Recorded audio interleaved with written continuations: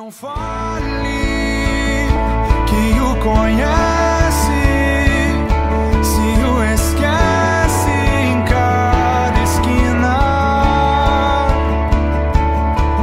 Não fale que o encontra nas suas ondas de fé, e não na palavra, não na palavra.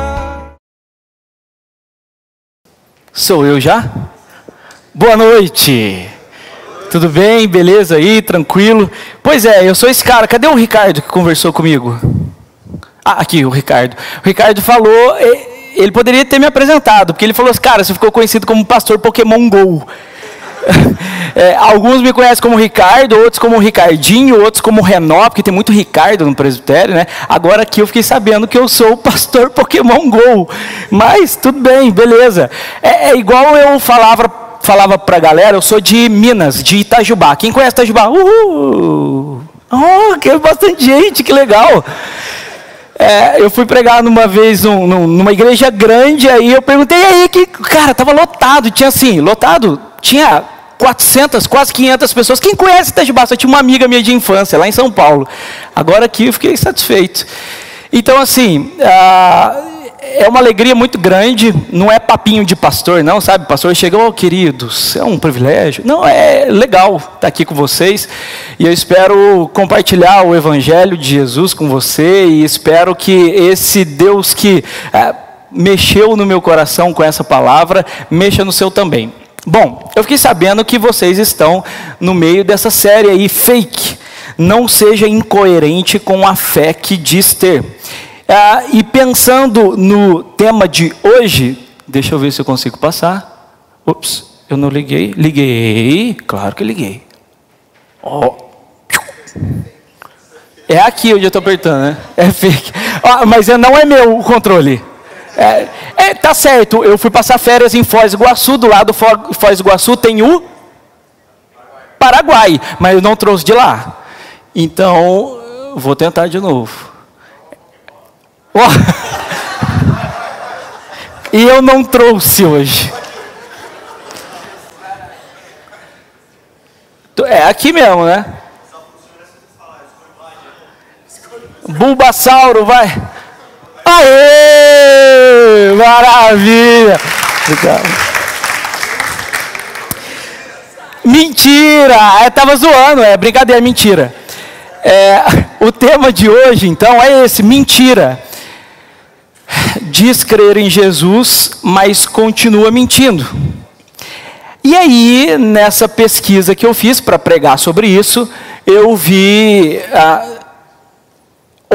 na verdade, 3 mentiras que terminaram em tragédia. 3 mentiras que terminaram em tragédia. A primeira delas, eu sei que o Ricardo Costa é um entusiasta, vamos usar uma palavra bonita, né? Porque o cara é forte, né? Não sei qual lá dan de karatê, então tá gravando. Então, então essa primeira história de 2 japoneses. E o que aconteceu foi o seguinte: a Yoko é a mulher do relacionamento, ok? E aí o Toshida teve uma ideia de tonto, cara. Sabe o que o Toshida fez? Ele falou para o irmão dele ligar para Yoko e falar assim: Yoko, você não sabe, o Toshida estava de bicicleta na rua, veio um carro, bateu e ele morreu. E tudo isso foi no dia de 1º de abril, que é denominado como o dia da mentira. Aí, sabe o que aconteceu? A Yoko morava num prédio alto. Precisa terminar? Pulou. Morreu, suicidou. Tem outra mentira para te contar, e talvez você tenha visto uma pegadinha na Rússia, que o cara ele está dentro de uma caixa de correio faz muito tempo, não sei se é década de 90, início de 90, e aí o cara está nessa caixa de correio coloca a carta, ele cospe a carta fora. E aí veio um tiozão maluco, 3 litros de vodka, e pegou, pau, pau, pau, atirou lá dentro da caixa de correio. E o cara morreu. E aí você ficou impressionado agora, não ficou? Mas eu acabei de te contar uma mentira, porque isso aqui é uma campanha publicitária. O cara não matou nada. Tem vários vídeos no Facebook que o cara, aparece o cara lá. E ele é o cara, tipo assim, depois viralizou, do tipo assim, era o cara bravão, entendeu? Aí tinha alguém que fazia assim, bobo ele.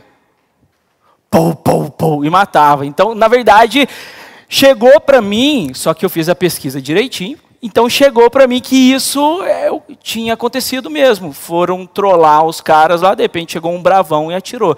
No final das contas era tudo armado, inclusive um tiro. Não era de mentira, né? Márcia e Alessander.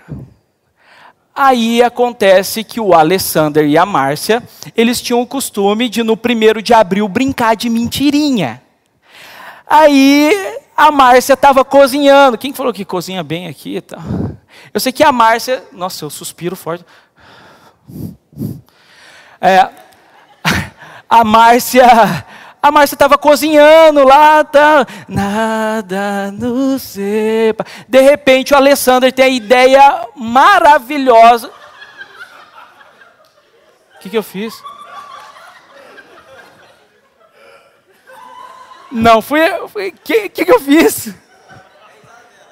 É dela. Beleza. Desculpa, Pedro.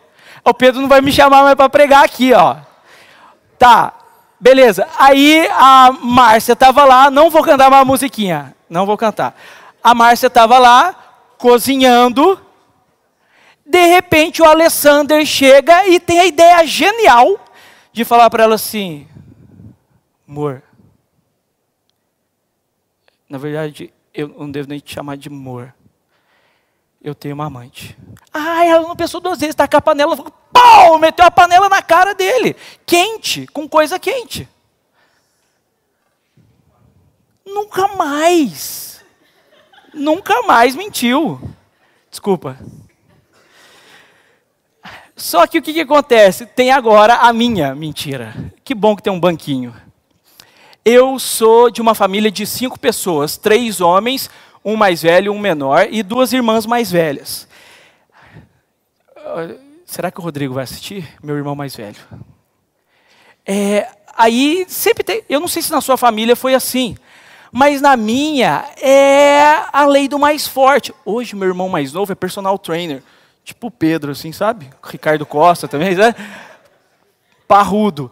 Só que é aquele negócio, o mais novo apanha, velho. O mais novo apanha. Então, quando ele era menorzinho, eu arrebentava ele. E o meu irmão mais velho me arrebentava. Só que daí teve um dia que o meu irmão me bateu. E era a época que o meu pai tinha mais vigor ainda e chegava pilhado do serviço. Aí o meu irmão me bateu, eu chorei, tá? Aí eu parei, tranquilo, vamos viver a vida. Coisa, né? Só que daí eu tive uma ideia maligna. No quartinho de fundo da minha casa, tinha um armáriozinho de alumínio, fácil de colocar para frente, voltar e tal. E lá atrás tinha saco de ração para vaca, que o meu pai tinha umas vaquinhas. Aí o que acontece? Eu sentei lá, a hora que eu vi 5h30, meu pai está chegando. Sentei lá atrás, no saco de ração lá.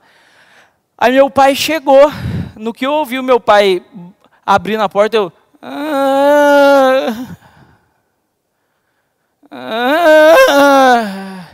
Aí o que acontece? O meu pai não ouviu. Aí meu pai falou assim, tá. Cadê o Ricardo? Encurtando a história para não ficar muito chato. Meu pai chegou e me achou lá onde eu estava. Meu pai falou assim, o que você está fazendo aí, moleque? O Rodrigo me bateu. Cara. A hora que eu falei que o Rodrigo me bateu, o meu pai chegou junto, sabe? Mas arrebentou o Rodrigo. E para mim foi uma glória na época. Entendeu? Porque assim, eu não podia bater nele. Mas o meu pai podia. E o meu pai ainda é forte, entendeu? mas foi a minha mentira, não era para tudo isso. E aí você pode estar pensando, né? E qual que é o resultado disso tudo? O slide é estranho mesmo, é para você ficar no mistério, entendeu? Qual que é o resultado disso tudo? O resultado é o seguinte, será que mentiras só geram tragédias? Como foi o que aconteceu com a gente? Aliás, como foi aquilo que eu falei, contei para vocês? Será que mentiras só desembocam, o resultado é tragédia? Não. Em primeira instância, não. Muitas vezes a gente ganha, como foi o caso meu. Ganhei, menti, meu pai arrebentou o Rodrigo.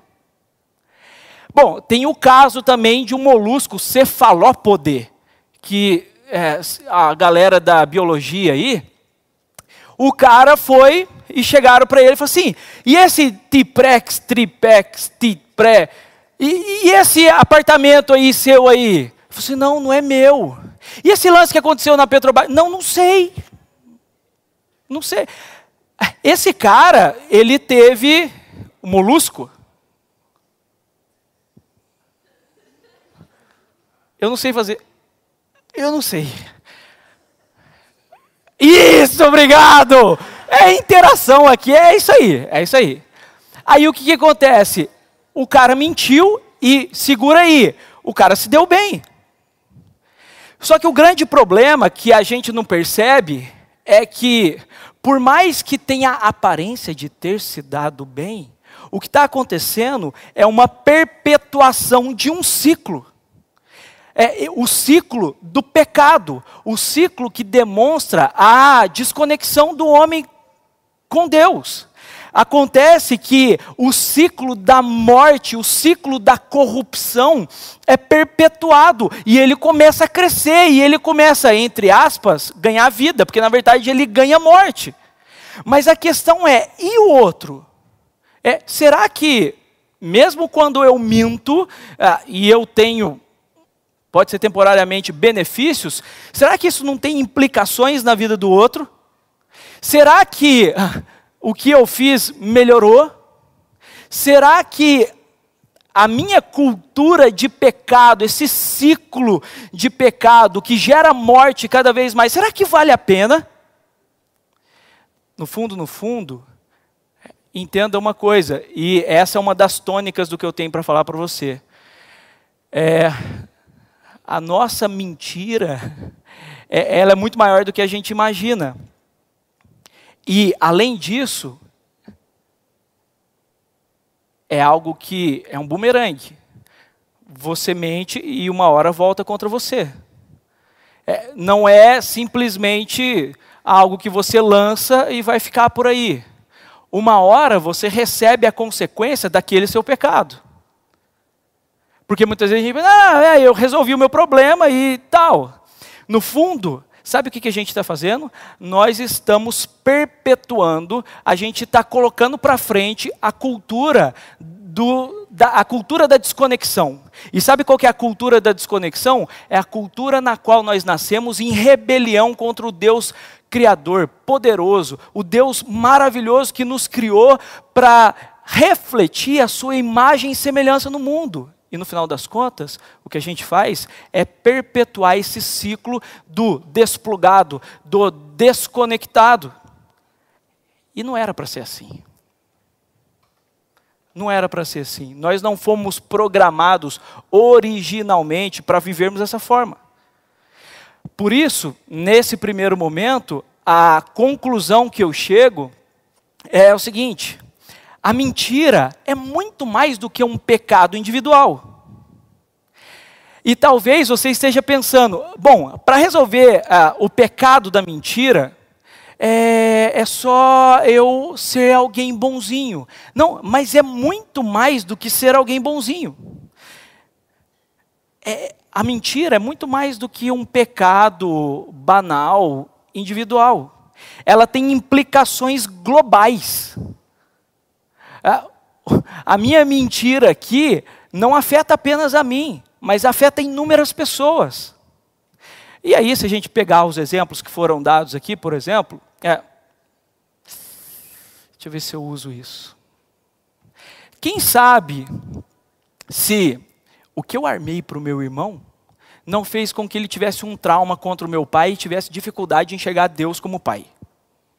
O pai deu um murro na cabeça dele, o bicho ficou doido, e aí, percebe? Então, não é algo pequeno. E aí, o grande problema é que, em vez de nós vivermos segundo o propósito que Deus nos criou para viver, o que a gente faz é manter a cultura de rebelião. É manter a cultura do desconexo, do desconectado, distante de Deus. Quando, na verdade, nós fomos chamados por Deus para refletir sua imagem e semelhança. É por isso que eu aponto que, na cruz, aquele que é a verdade, morreu por causa da nossa mentira, para que morrêssemos para a mentira e vivêssemos pela verdade, com a verdade e para a verdade. Resolver o problema da mentira é muito mais do que agora você ser um bonzinho moral que só fala a verdade. Não! Resolver o problema da mentira, para que isso seja resolvido, nós precisamos passar pela cruz. É uma mudança que acontece de dentro para fora. É muito mais do que uma mudança no exterior do copo, na casca. É muito mais, porque sabe por quê? Porque se você corrigir, você vai falar, Senhor, olha como que eu sou bom, eu não minto. Quando na verdade a proposta de Cristo não é essa. A proposta de Cristo é que, uma vez impactados por aquilo que aconteceu na cruz do Calvário, onde aquele que é a verdade morreu por causa da minha mentira, por causa do meu pecado, por causa da cultura de rebelião que eu vivia, por causa do ciclo de morte que eu vivia e ainda empoderava, fazia crescer. Ele entrou na minha história para me tirar desse ciclo e para me fazer voltar ao propósito original dele, que é de gerar vida em mim e através de mim. E isso só acontece por meio da cruz. É muito mais do que uma decisão moral.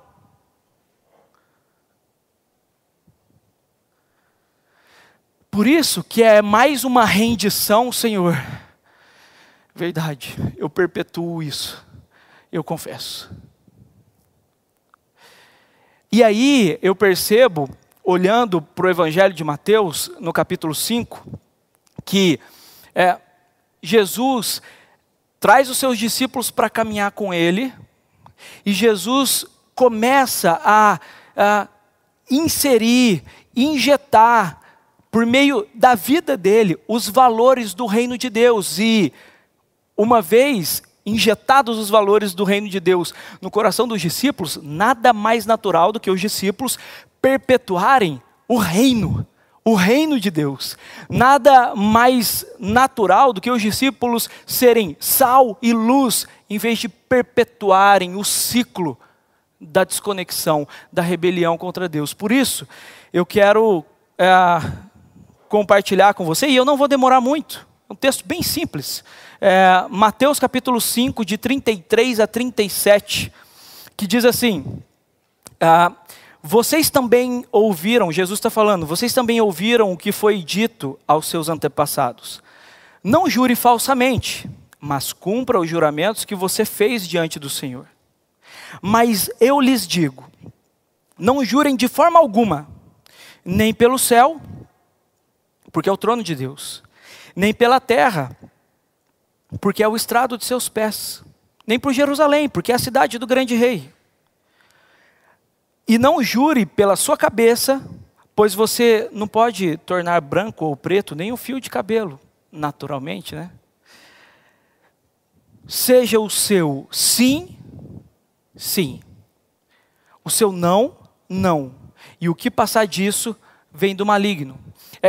Esses versículos estão se apresentam depois do que a gente conhece. Se você não conhece, fique conhecendo o famoso Sermão do Monte, quando Jesus fala das bem-aventuranças. Bem-aventurados os que choram, porque serão consolados. O que, resumidamente, deixa eu empobrecer o que está acontecendo em Mateus capítulo 5, porque é muito rico. O que está acontecendo ali em Mateus capítulo 5 é Jesus trazendo a vida do reino em ensinamentos, trazendo a esperança do reino em ensinamentos. Por exemplo, o que eu acabei de citar, ele está falando para muitas pessoas o seguinte: em outras palavras, explicando, né? Você que chora hoje, você que passa por imensas adversidades de várias formas, doenças, crises, contrariedade, inúmeras coisas. Se hoje você chora, saiba de uma coisa, vai ter um dia em que esse choro vai cessar.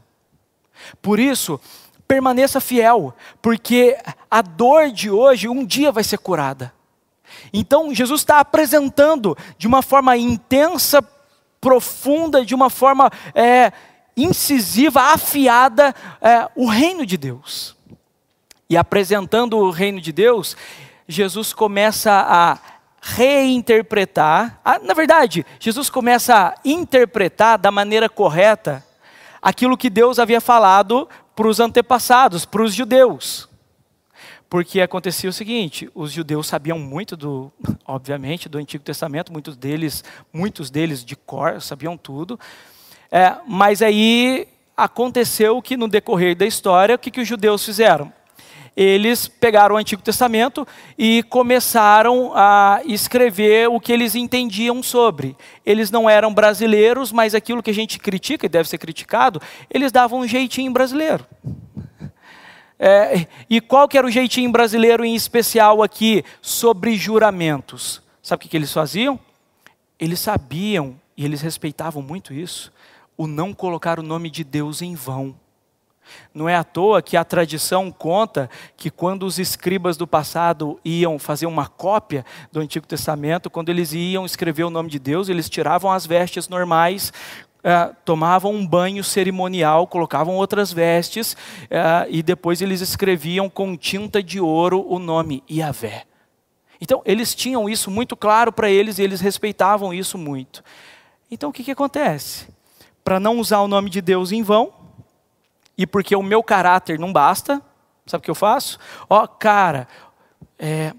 Por Jerusalém, eu vou pagar você, ok?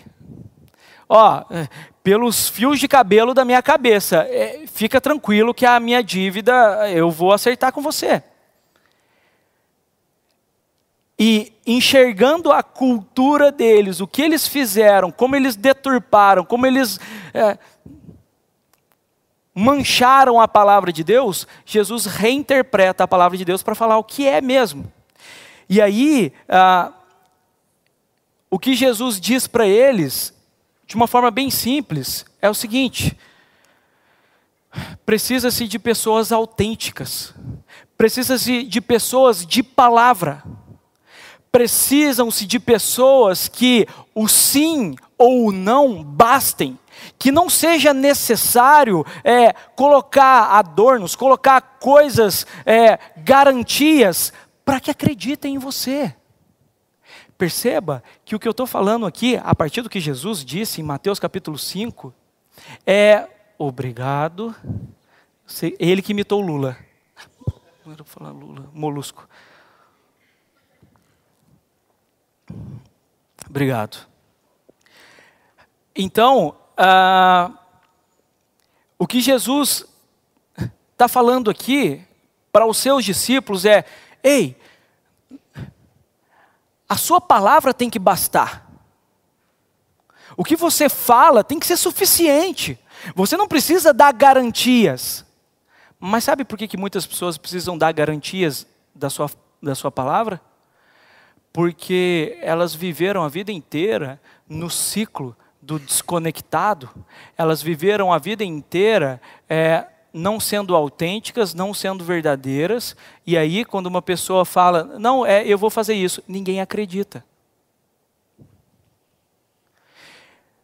E como a proposta de Cristo é restaurar a missão de Deus em nossa vida, que a missão de Deus desde Gênesis é que nós sejamos reflexos da glória de Deus, Jesus está injetando vida no coração dos seus discípulos para dizer para eles o seguinte: ei, a palavra de vocês tem que bastar. Vocês não precisam colocar nada na palavra de vocês. A vida de vocês tem que ser tão autêntica e verdadeira, tem que ser uma vida tão honrada, que quando você diga sim, as pessoas entendam, ele está falando verdade. E quando você disser não, as pessoas entendam, ele está falando verdade. Sabe por quê? Porque o que passar disso vem do maligno. E por que vem do maligno? Porque demonstra a cultura rebelde contra Deus. E quem que atua na cultura que é rebelde contra Deus? O maligno, o diabo.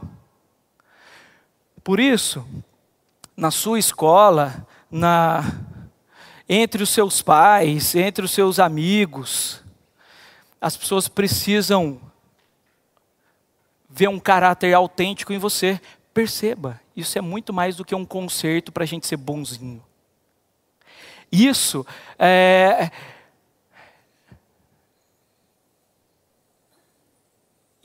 é a vida que Deus nos criou para viver, uma vida de verdade. Uma vida que glorifica o nome de Deus. E perceba, muitas vezes a gente acha que precisa de um tanto de coisa para compartilhar o Evangelho e para testemunhar de Cristo.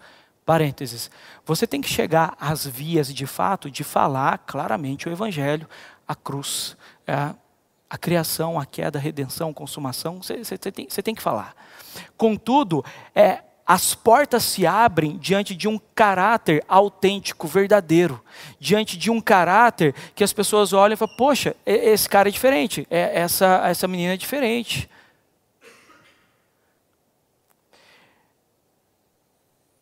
Tem uma história que eu coloquei, e aí eu não vou explicar por que é tramposto. Mentira, eu vou explicar. É o trampo e o posto. Por quê? Eu ouvi uma história de um cara uma vez que trabalha num posto de gasolina. E aí é complicado, mas eu preciso falar.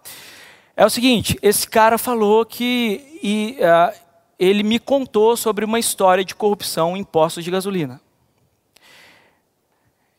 E acontecia mais ou menos o seguinte, os fiscais chegavam no posto, e aí os fiscais falavam assim, e aí a merenda? Aí o cara já sabia. Ele ia lá no depósito, 3.000, aí chegava para os caras e falava assim, está aqui. Aí o cara chegava lá nas bombas do posto, colocava o selo, tá legal, tá certo, beleza. Aí esse cara falou assim, e aí, nesse caso, eu sou o cara que pago. Como é que eu faço? Se eu não pagar, eu perco o emprego. E aí, como é que é? Tenso? Claro que é.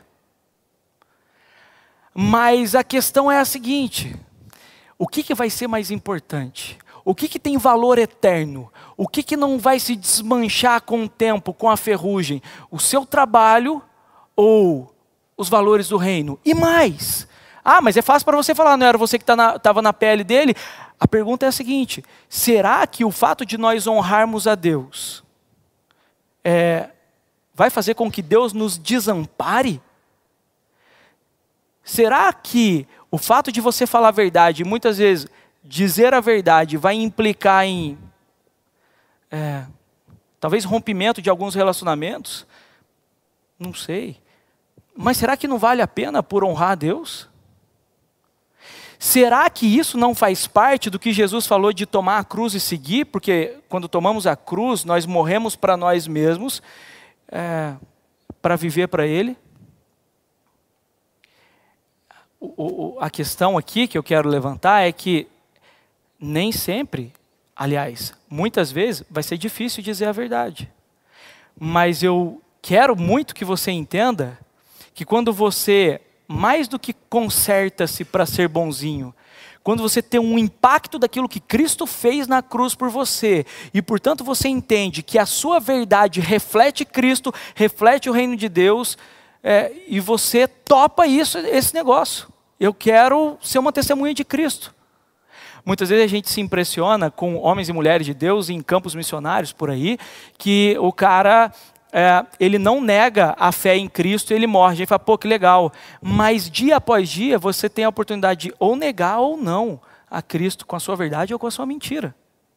E isso vai acontecer entre os seus amigos. Isso vai acontecer nas filas que você pega de supermercado, sei lá, quando você fala, não, eu estava aqui, viu? E aí, na verdade, você não estava. Isso acontece também entre os seus pais. Você vai falar, e aí, tal, e como é que foi lá? Eles falam, não, foi assim, assado. Tal. Tem aquela mentira também do telefone, né?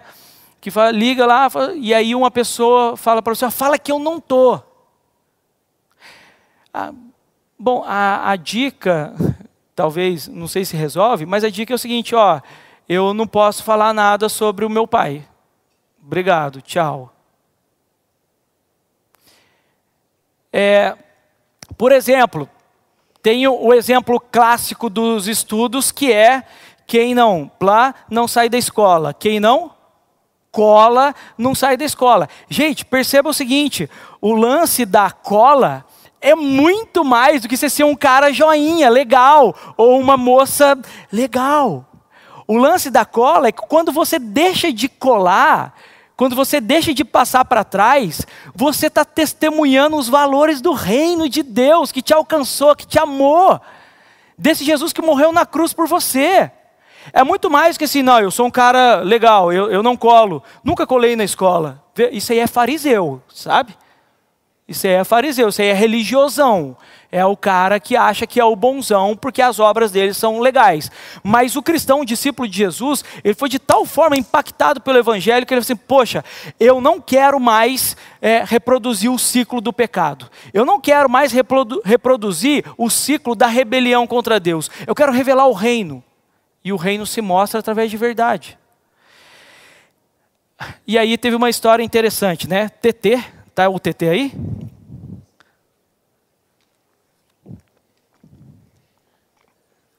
Tem uma história curiosa. O Tomás de Aquino foi um cara do período da igreja que a gente chama de período escolástico. Ele é do século XIII, 1225 que ele nasceu, segundo os historiadores, morreu em 1274. E ele foi um cara muito estudioso.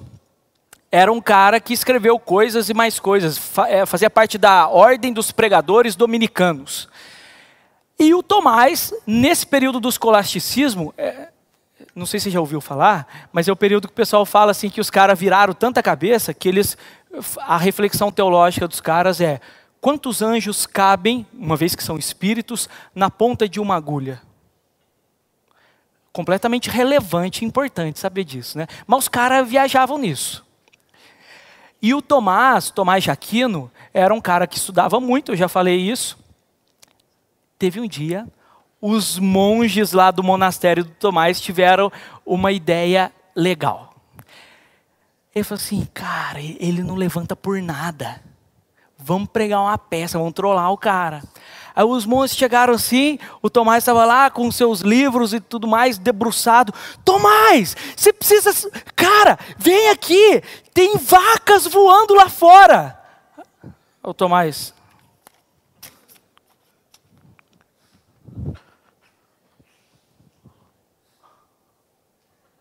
a galera fez isso.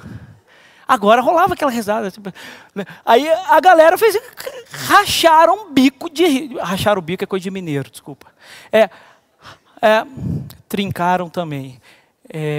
Riram muito. Isso aí é senso comum.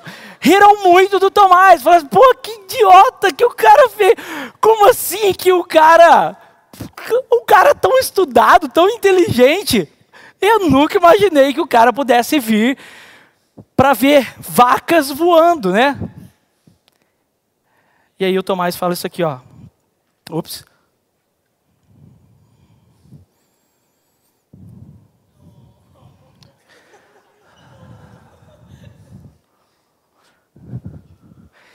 Prefiro acreditar que vacas possam voar do que irmãos ou cristãos possam mentir.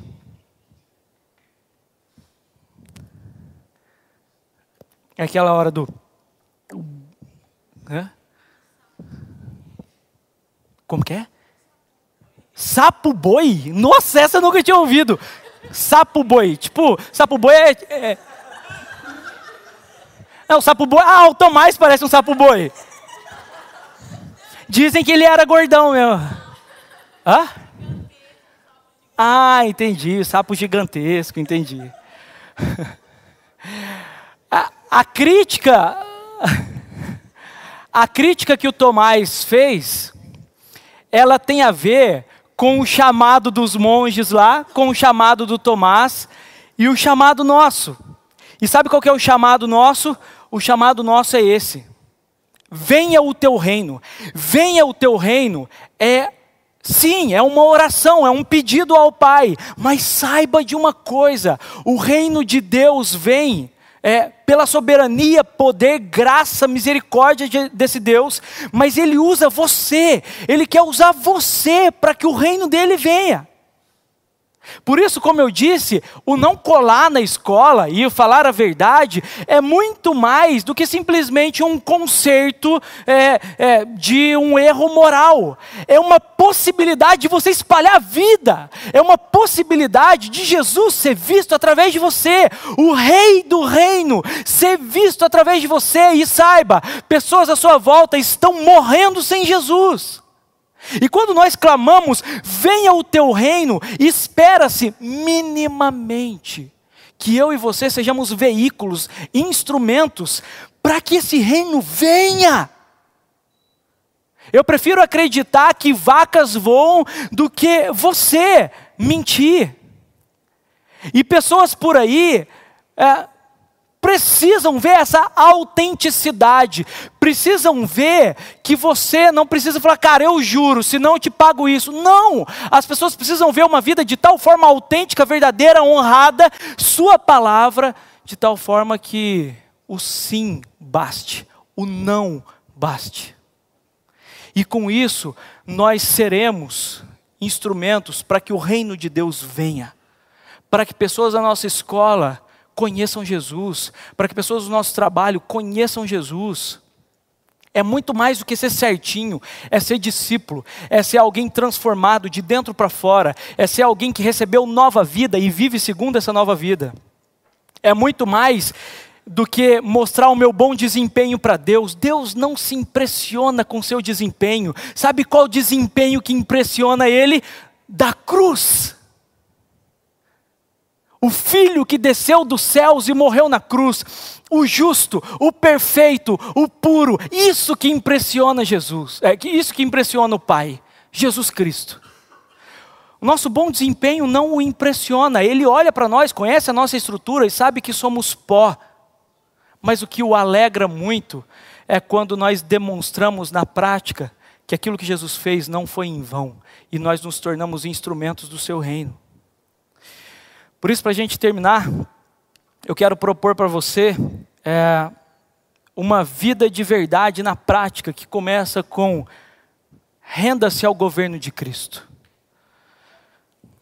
Se você ainda governa a si mesmo, a si mesma, Ele te trouxe aqui para você se render ao governo dele, sabendo que Ele não é mais uma proposta religiosa. Ele é o Deus que desceu dos céus para consertar aquilo que nós estragamos.